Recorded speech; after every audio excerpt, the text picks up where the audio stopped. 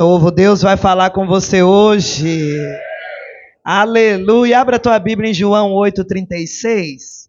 Eu fiz uma leve introdução aqui na sexta-feira dessa mensagem.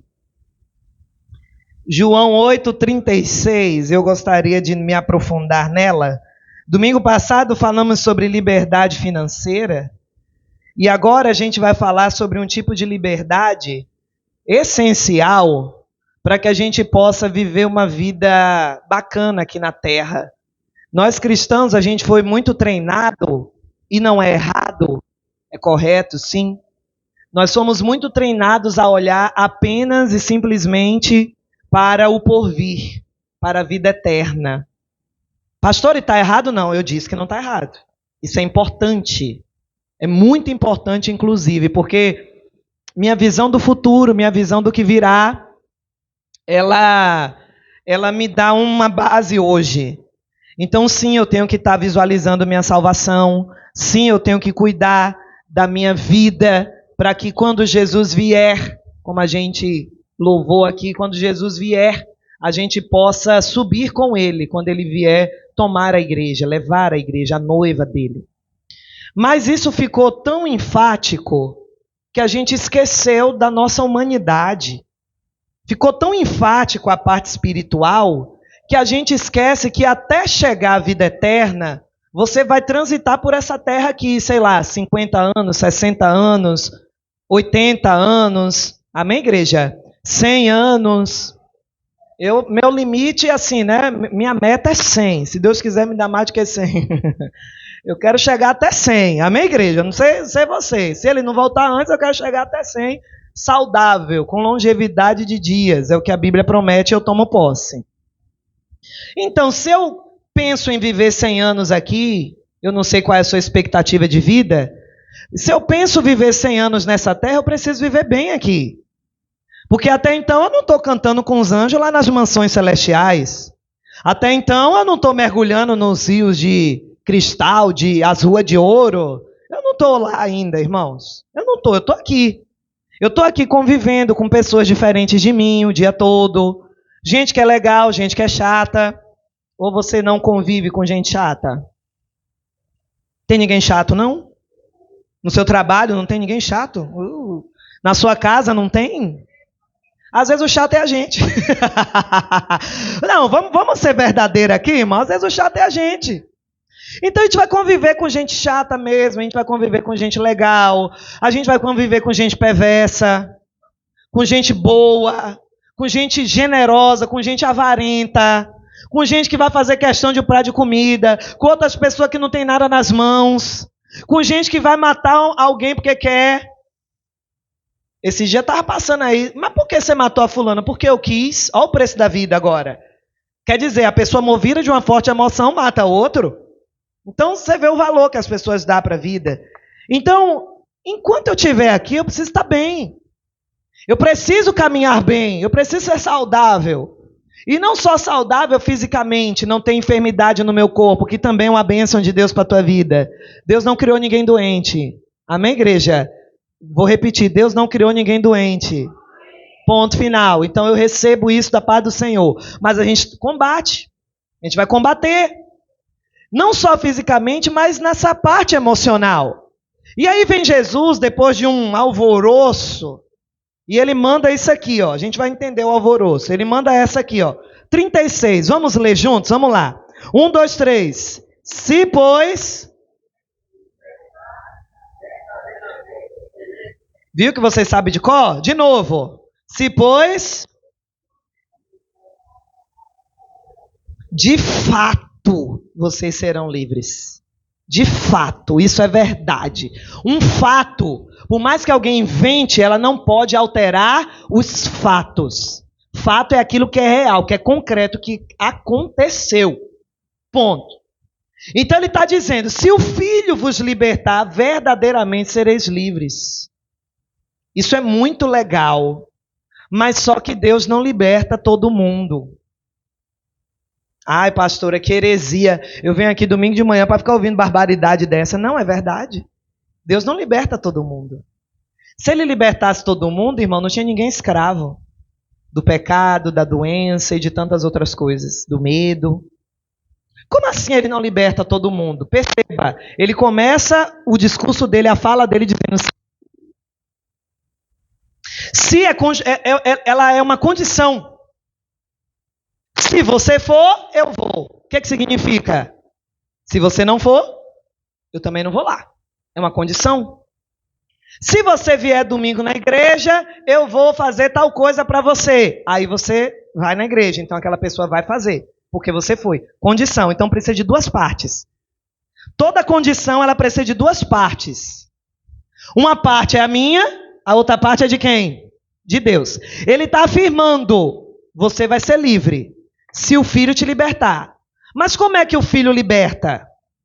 Através de permissões. O Filho não liberta todo mundo. Se fosse assim, 100% dos crentes estariam libertos, transformados, e uma coisa linda acontecendo no Brasil e no mundo. Talvez até Jesus já tivesse voltado. Mas isso não ocorre. Por quê? Porque a gente não dá permissões a Deus. Os nossos termos de permissões, eles são com algumas cláusulas. Alguns lugares ele entra, outros lugares não entra. E isso não é uma coisa que você faz consciente, tipo assim, não deixo Jesus entrar nessa área da minha vida. Não é consciente. Isso a gente faz sem perceber. A gente bloqueia Jesus em algumas áreas da nossa vida sem que percebamos isso. Perceba a área que você não é livre. Tem área que você é uma bênção. Tem área que você desenrola bem, mas tem coisa que você trava. Tem coisa que não avança. Ou seja, nessa área, eu ainda não permiti que Jesus entrasse totalmente, porque Jesus ou é 0% ou é 100%. Não existe permissão 50%, não existe permissão 30%, não existe permissão 60%. Ou você permite 100% para ele te virar do avesso, ou ele não vai entrar naquela área. Por isso que ele diz assim, eis que estou à porta e bato. A gente costuma falar esse versículo quando vai evangelizar ímpio. Quando vai evangelizar uma pessoa que não frequenta a igreja. Só que esse versículo não foi para ímpio. Se você ler direitinho lá em Apocalipse, essa carta foi enviada para uma igreja.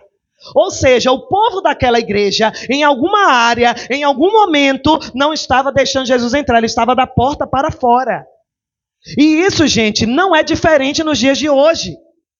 Tem áreas da nossa vida, ou porque não queremos lidar, ou porque já somos frustrados demais, ou porque o gato escaldado tem medo de água fria, e a gente não vai deixando Jesus entrar como ele quer.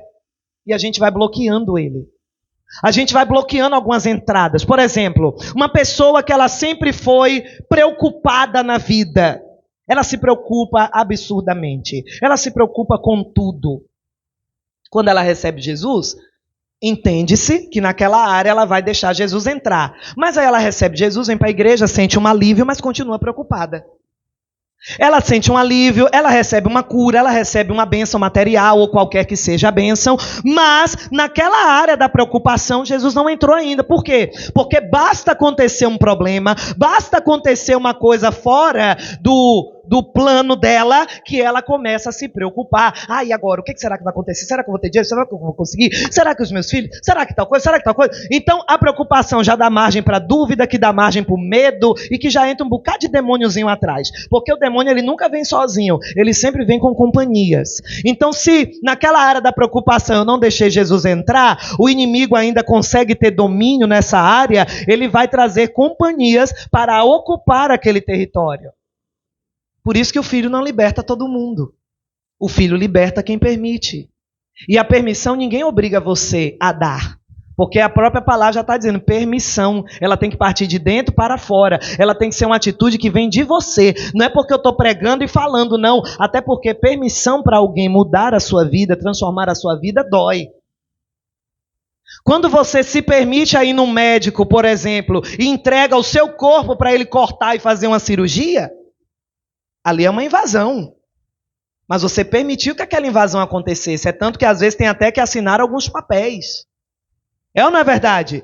Porque você se permitiu. Você permitiu alguém cortar você. Você permitiu alguém lhe costurar. Você permitiu alguém mudar um órgão seu de lugar. Arrancar, tirar, sei lá. Pastora, está errado? Não, eu quero dizer que a permissão ela vai doer. Eu quero dizer que a permissão vai ter sequelas. Mas, por exemplo, e se aquela pessoa que precisar de uma cirurgia disser, não vou, não quero, o que vai acontecer com ela? Morre. Você entendeu? A ausência de permissão para que o Filho nos liberte vai trazer para a gente morte naquela área. Vai trazer morte para a gente naquele sentido. A gente pensa a morte como uma coisa muito absoluta. Não, mas tem gente que está morrendo em vida. Tem gente que está morrendo com as esperanças dela. Tem gente que está morrendo, a alegria dela já morreu. A convicção dela já morreu. A fé dela já está ali respirando por aparelhos. Você entende, irmão? Permissão. E ele fala esse discurso todo para quem? Para fariseu. Para gente que sabia a palavra. Para gente que entendia da lei. E ele dizendo, vocês entendem da lei, mas a minha palavra não entra em vocês. Está tão bloqueado de convicções, está tão bloqueado por aquilo que acha, que pensa, que quer, orgulho e tal, que o filho não liberta. Qual é a área da sua vida que o filho tem que entrar? Ah, mas eu estou na igreja, eu sou crente há 30 anos, tem gente que é 30 anos e não é liberto. Prova disso, você vê o culto de sexta-feira, 2 gatos pingados de gente, porque os crentes acham que depois que aceita Jesus não precisa mais de libertação. Eu preciso. Porque até Jesus voltar, irmão, eu estou sendo liberta todo dia.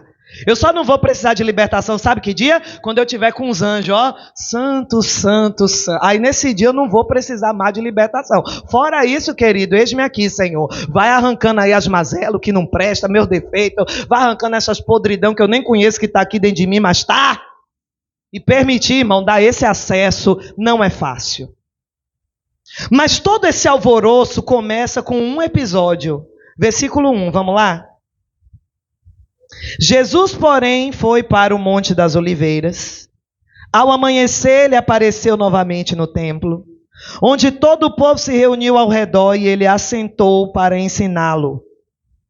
Os mestres da lei e os fariseus trouxeram-lhe uma mulher surpreendida em adultério. Fizeram-na ficar em pé diante de todos e disseram a Jesus: Mestre, esta mulher foi surpreendida em ato de adultério. Na lei, Moisés nos ordena apedrejar tais mulheres. E o Senhor, o que diz? Eles estavam usando essa pergunta como armadilha, a fim de terem uma base para acusá-lo. Mas Jesus inclinou-se e começou a escrever no chão com o dedo. Visto que continuavam a interrogá-lo, ele se levantou e lhes disse: se algum de vocês estiver sem pecado, seja o primeiro a atirar a pedra nela. Inclinou-se novamente e continuou escrevendo no chão. Os que o ouviram foram saindo, um de cada vez, começando pelos mais velhos. Jesus ficou só com a mulher em pé diante dele. Então Jesus pôs-se em pé e perguntou-lhe: mulher, onde estão eles? Ninguém condenou? Ninguém, Senhor, disse ela. Declarou Jesus: eu também não a condeno. Agora vá e abandone a sua vida de pecado. Diga glória a Deus. Que liberdade que eu quero falar para vocês hoje. Sobre a liberdade emocional, mas não no seu amplo conhecimento.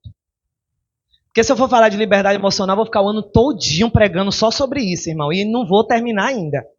Porque é um assunto longo, longo, longo. Mas eu só quero abordar uma coisa. É a liberdade emocional que eu tenho diante das pressões. Porque pressão é uma coisa natural de qualquer... Um bebê tem que fazer pressão para nascer. Você já começa pressionado já. Quando não cabe mais dentro da barriga da mulher, chegou a hora, 9 meses, sai. E quem diz que é fácil? A bichinha sofre, e faz força, e fica vermelha, e faz número 2, e o pau quebra. É ou não é verdade? Ou então corta a barriga da mulher pelo meio, coitada, a bichinha sai de lá cheia de gases, não aguenta nem subir uma escada. Tudo é pressão. É pressão para você crescer na vida logo. É pressão para você, antes dos 30, já ter casa, já ter carro. É ou não é assim? Sim ou não? O pessoal dentro da igreja não aguenta ver uma mulher solteira, um homem solteiro. Vai casar quando? Ó a pressão. É dar conta de ninguém? Sim ou não, igreja? Vamos combinar aqui? É dar conta de ninguém se a pessoa vai casar, se ela não vai, se ela quer, se ela não quer. Aí depois que ela casa, qual é a pressão agora? Aí, ó, tá vendo aí? Vocês sabem? Aí tem, cadê as meninas, os bacuri? Ah, tá, você vai vir trocar os bacuri de madrugada? Você vai vir me dar umas fraldas, que fralda tá caro, viu? Fralda tá caro. E leite? Misericórdia! Até os leitinhos mais baratos que tinha e também, não sei o que lá, tá tudo caro. Aí quando você tem um filho, a pressão vem qual agora? E não vai dar um irmãozinho pra ele, né? Pressão, irmão. Pressão no trabalho para você dar resultado, para você conseguir mais cliente, para você desenvolver na vida. Pressão! Você vive pressão diariamente. Amanhã cedo, quando o relógio bater 5 da manhã, ó a pressão. Não dá vontade de desligar o despertador? Soneca, mas não pode. Por quê? Você é pressionado a trabalhar. Porque se você não for trabalhar amanhã, perde o dia. Não tem dinheiro. Não vai conseguir pagar os boletos. Então, querendo ou não, gripado ou não, doente ou não, claro que se a coisa estiver muito séria, você não vai, é óbvio. Mas às vezes você vai quebrado, mas vai. Pressão. E nós precisamos entender que somos livres emocionalmente para lidar com as pressões. Mas só uma pessoa com liberdade emocional, quando o filho entra nas emoções, é que ela consegue lidar bem com as pressões. É incrível hoje, irmão, no meu tempo de obreiro a gente era pressionado, e eu não julgo isso negativo. Nós tínhamos uma pressão para andarmos direito com Deus, para sermos pessoas santificadas, que faziam a obra com paixão, com amor. Tomávamos cada bronca. Se eu for falar para você a boa parte das broncas que eu tomei, e algumas delas eu nem merecia, mas eu tomei bronca. Sabe aquela pressão? Aquilo nos fazia crescer e evoluir. Hoje, irmão, se eu falar qualquer coisa aqui, você está exigindo demais. Nem exigência é. Besteirinha, coisas básicas. Hoje, você cobrar coisas básicas das pessoas virou pressão. Se você, por exemplo, pedir assim ao seu marido, falar assim para seu marido, me dê um pouco de atenção, ele já está chateado. Tá me pressionando, é? Pressionando o quê, filho? A obrigação sua é dar atenção a ela. A mesma coisa, o esposo vai falar alguma coisa. É o quê? Se você quiser, vem fazer. Ô, filha, mas o dever é seu, criatura. Você não casou? Você não quis casar? Tem deveres. Aí os deveres, a pessoa acha que é pressão. Está pressionando ela, está apertando minha mente, como o bom baiano fala, né? Não aperte a minha mente. Ô, querido, você só cresce com aperto de mente, tá? As coisas só acontecem na minha vida e na sua vida com aperto de mente. Sabe por que existe prazo? Se você disser assim, ó, até junho eu vou comprar um carro. Você botou um prazo. Aquele prazo começa a pressionar a sua mente. A sua mente, ela começa a criar caminhos para você comprar um carro. Daqui a pouco Deus te dá uma ideia de renda extra. Daqui a pouco sobe um dia e você diz, vou botar lá na conta. Você já não quer mais gastar. Por quê? Porque você estabeleceu um prazo na sua cabeça.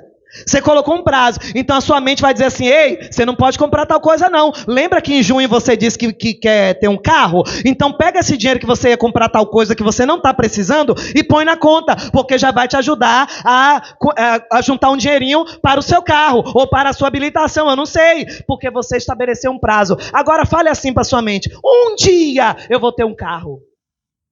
Fale assim para sua mente para você ver. Diga para ela, um dia desse eu vou ter uma casa. Que dia é que você vai ter a casa? Nunca! Porque sempre vai aparecer uma coisa na frente. Porque você não estabeleceu, seu cérebro não entendeu. A nossa mente, irmão, ela cria conexões, isso é científico. A nossa mente, ela cria conexões por intermédio de pressão. Às vezes é na pressão que vem uma ideia.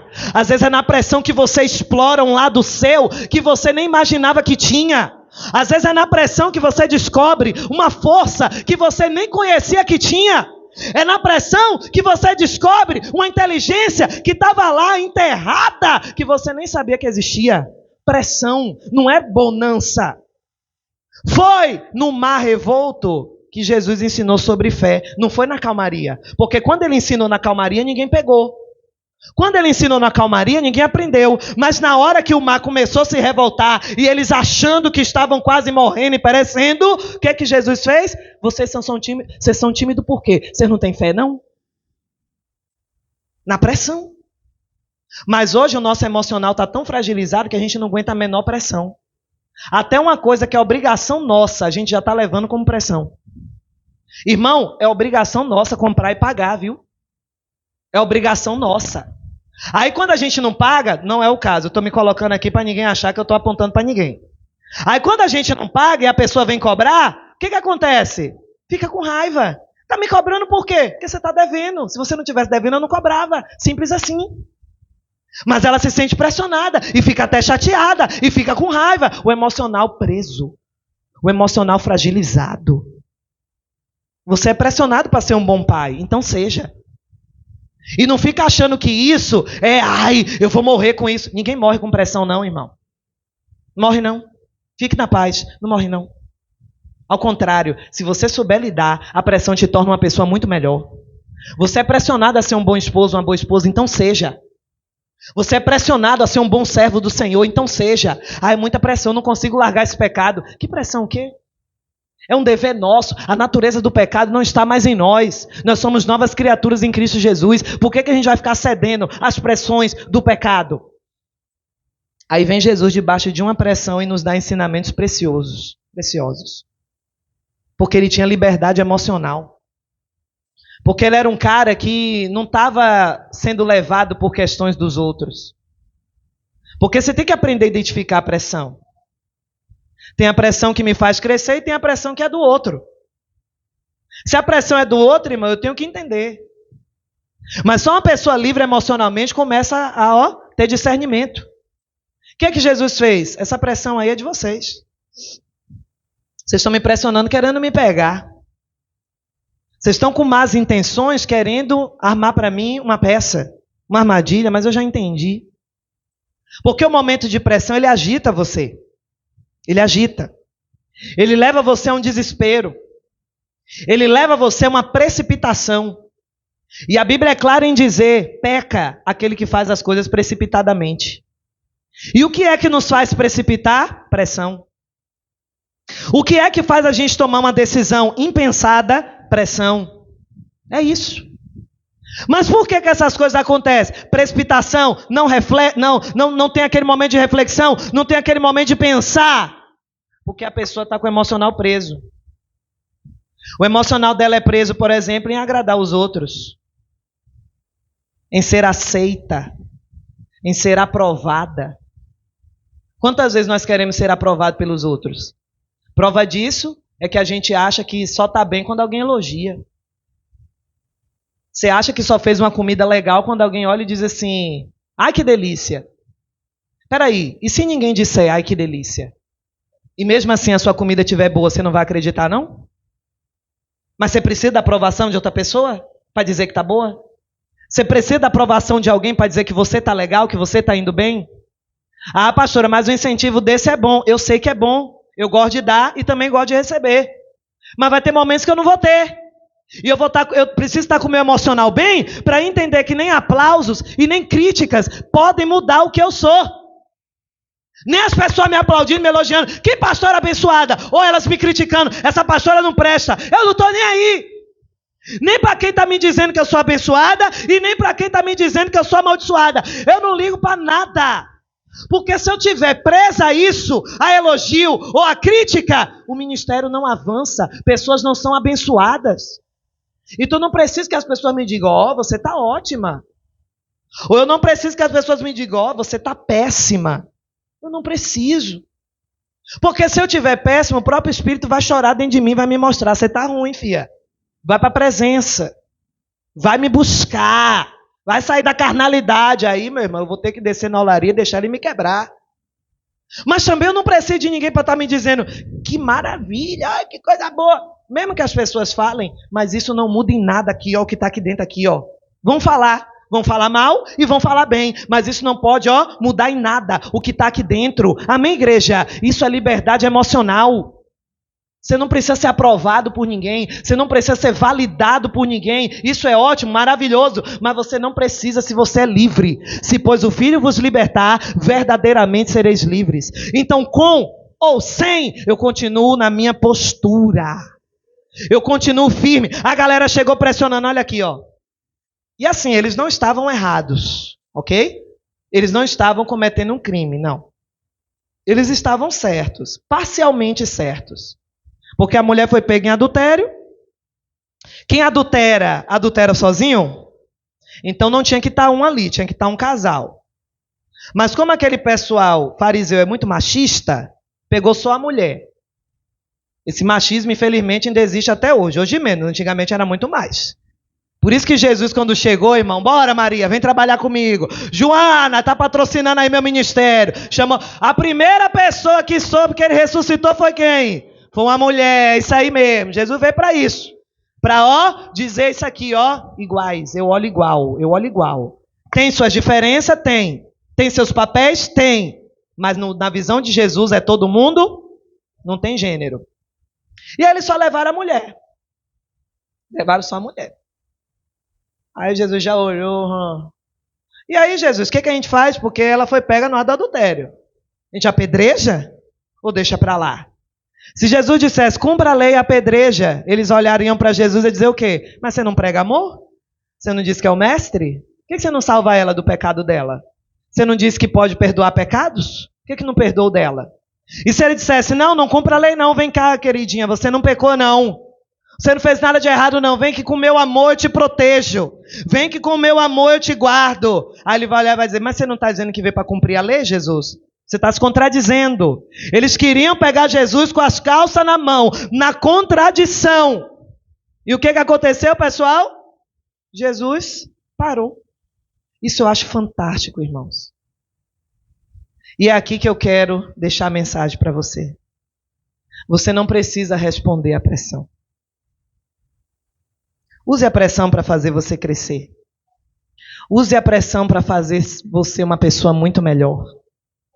Use a pressão para tornar o seu futuro abençoado. Porque pressão é uma semente. Pressão é a semente do hoje. Se eu lidar bem com ela, eu já estou plantando boas sementes para o meu futuro. Mas você não precisa responder à pressão na hora que ela vem. E é isso que eu acho fantástico em Jesus. Todo mundo, um alvoroço, irmão, porque o templo estava, cheio. Um alvoroço. E quando a gente está diante de pessoas, é constrangedor. Sim ou não, igreja?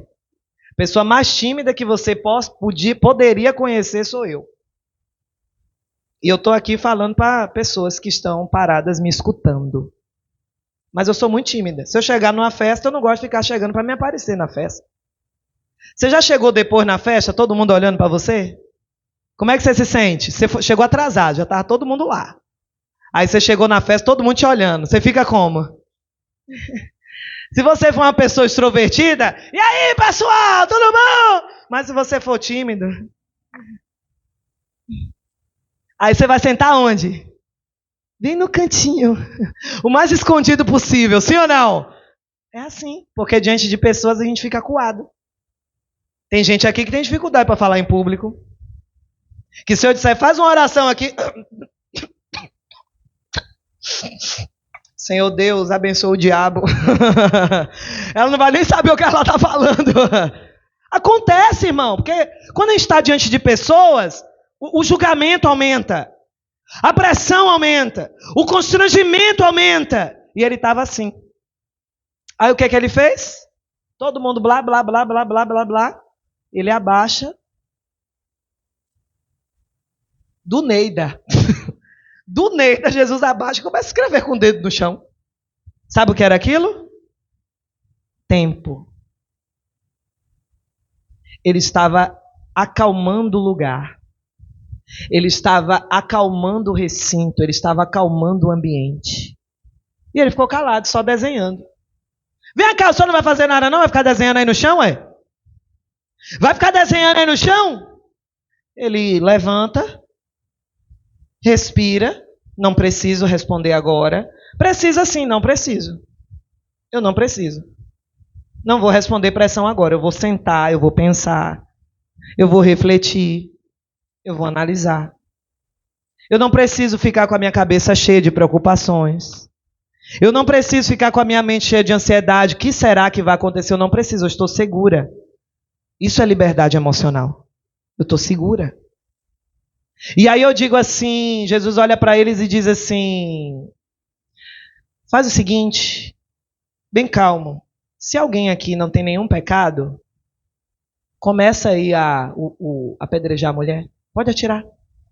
Comece o homicídio agora. Pode matar ela. Mas só se alguém aqui não tiver nenhum pecado, ok? Aí ele volta, continua desenhando.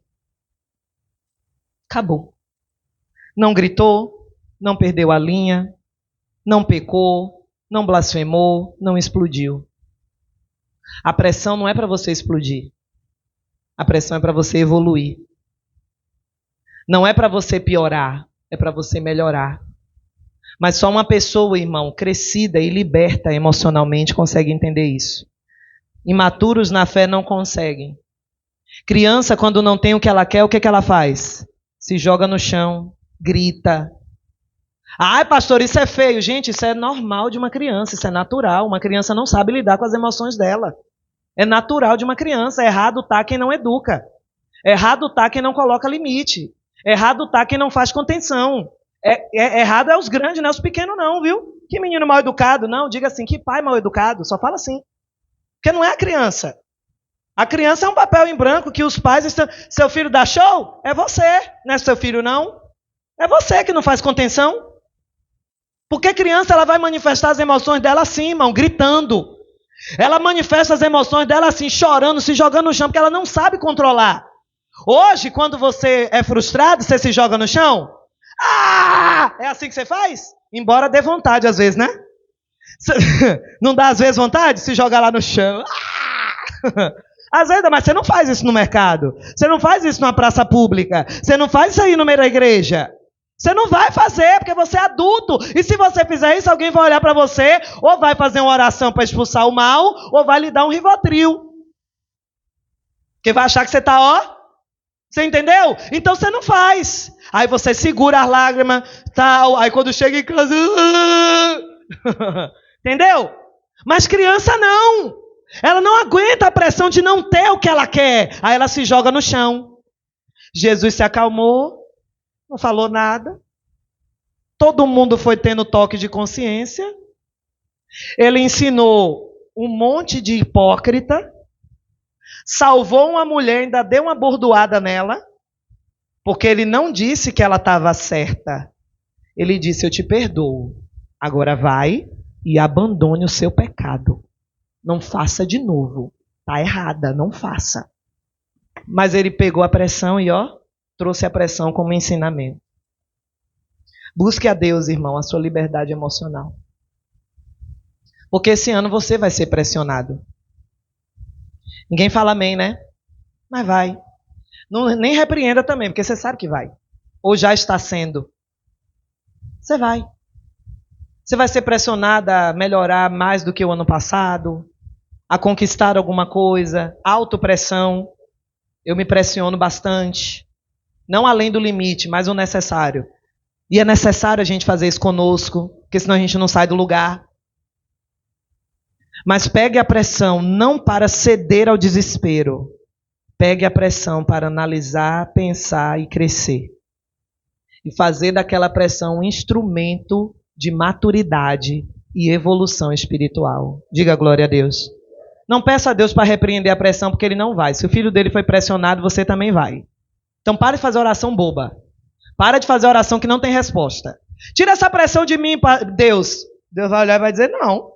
O mundo foi feito com pressão, você não vai? O diamante para virar uma pedra preciosa tem que passar por pressão, você não vai? Vai ter pressão e acabou. Agora eu vou saber lidar com ela com liberdade emocional. Eu não preciso mostrar nada para ninguém, eu não preciso da aprovação de ninguém, eu preciso respirar, entender o meu momento e agir. E aí Deus dará vitória. Quem recebe, diga glória a Deus.